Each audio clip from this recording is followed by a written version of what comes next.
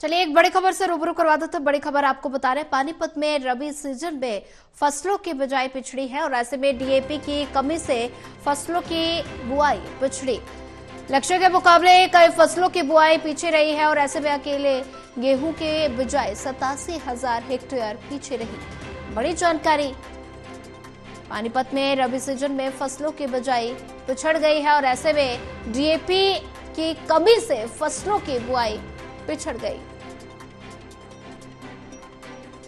लक्ष्य के मुकाबले कई फसलों के बुआई पीछे रह गई है। अकेले गेहूं की बिजाई 87,000 हेक्टेयर पीछे रही।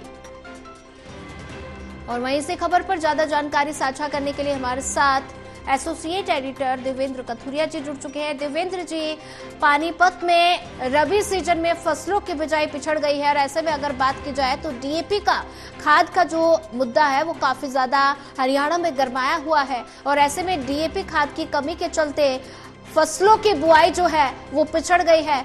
किसानों को कितनी परेशानी।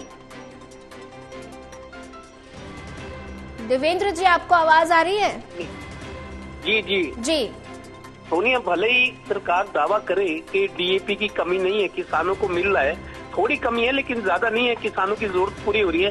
सरकार लगातार ये दावा करे, कृषि मंत्री लगातार ये दावा करते हैं, लेकिन असल स्थिति ये है जो आंकड़े सामने आए हैं। रबी सीजन है, दरअसल रबी सीजन में मुख्य फसल गेहूं की होती है, क्योंकि धान की तो अभी मंडी में आई थी फसल, उसके मुख्य फसल जो हरियाणा की वो गेहूं की है। रबी में सरसों होती है और लेकिन डीएपी की कमी की वजह से इस बार रबी सीजन की जो फसलें होती है उनकी जो बिजाई होती है काफी पिछड़ गई है। वो आधी से भी कम है इस बार जो आंकड़े बता रहे हैं। लेकिन जो मुख्य फसल होती है गेहूं की बिजाई 87,000 एकड़ में लक्ष्य से कम हुई है। 27,000 एकड़ अभी पीछे रह गई है, बिजाई हो नहीं पाई क्योंकि डीएपी जरूरी है और डीएपी विदेश से आती है क्योंकि सरकार उस वक्त सब्सिडी देती है।